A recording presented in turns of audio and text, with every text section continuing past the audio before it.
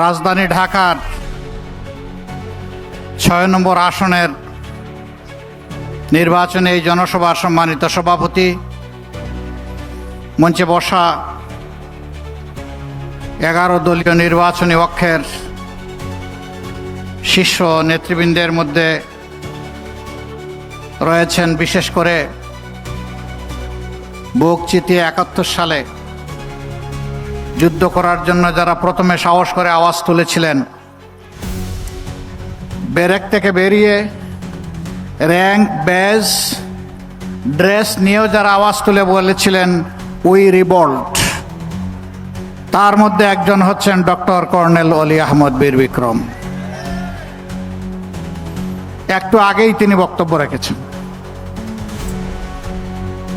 এখানে নাসিরউদ্দিন পাটোয়ারি সহ নিজামে ইসলামী পার্টির সম্মানিত মহাসচিব মুসা বিন ইজহার সহ খেলাফত মজলিস, বাংলাদেশ খেলাফত মজলিস, এনসিপি, প্রায় সকল দলের নেতৃবৃন্দ এখানে উপস্থিত রয়েছেন।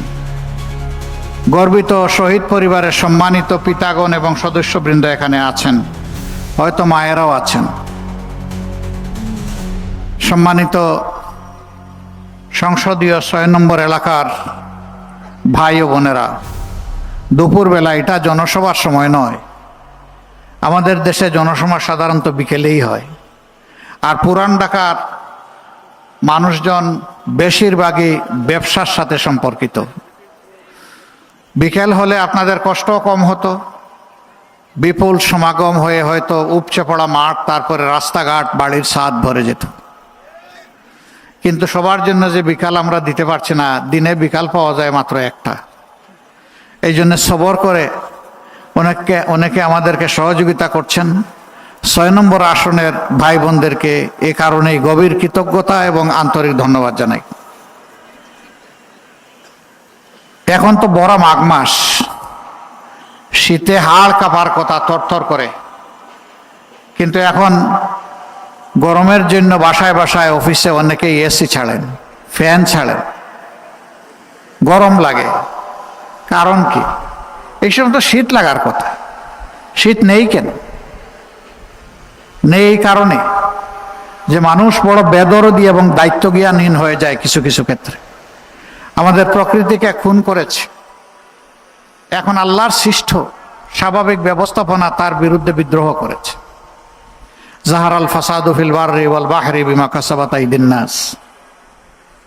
জলে স্থলে অন্তরিক্ষে যত বিশৃঙ্খলা, বিপর্যয়, ধ্বংস, আল্লাহ বলছেন ও মানুষ, এগুলা তোমাদের হাতের কামাই।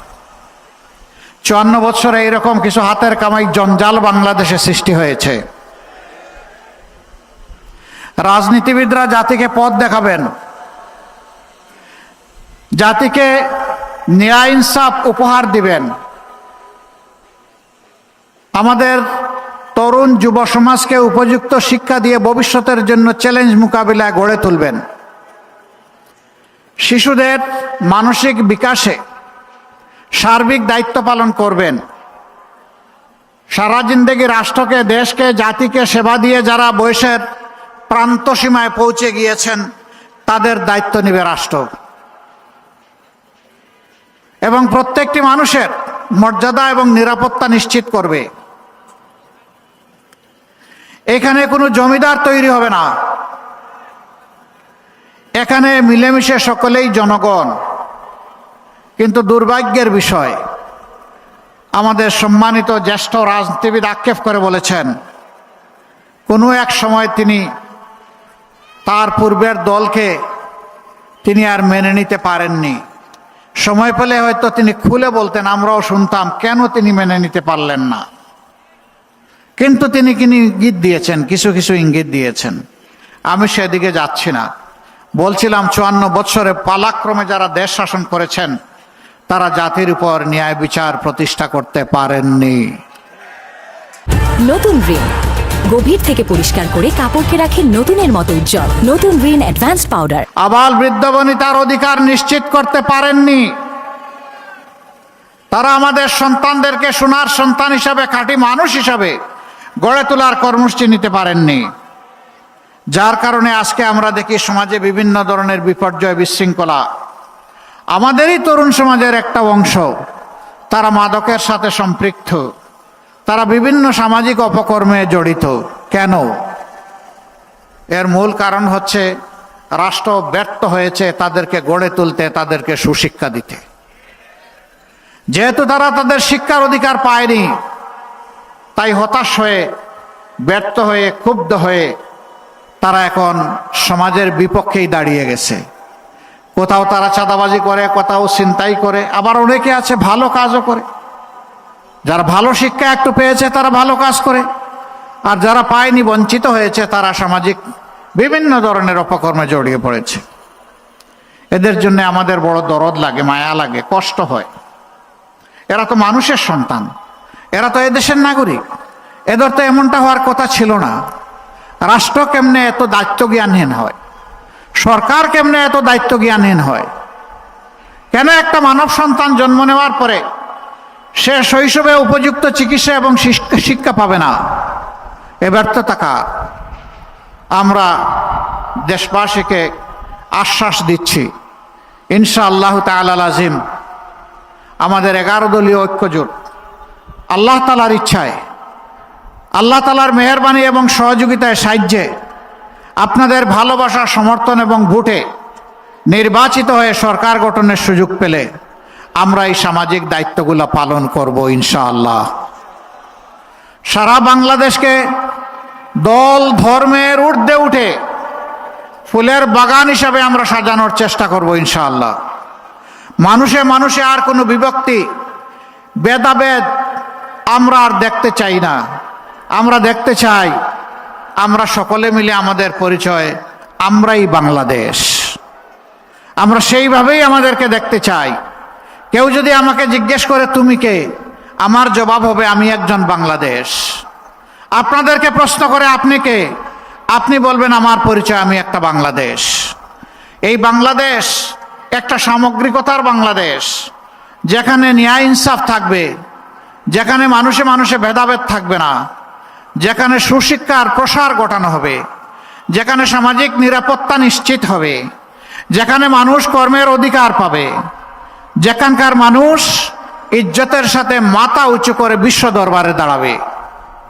আর বলবে না অমুক দেশ আমার বড় দাদা, অমুকটা আমার পিসির দেশ, অমুকটা আমার মাসির দেশ, বরঞ্চ জোর করে বলবে এটা আমার বাংলাদেশ।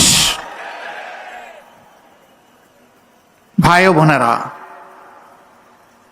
47 সালে আমরা প্রথমে স্বাধীনতার মুখ দেখেছিলাম না।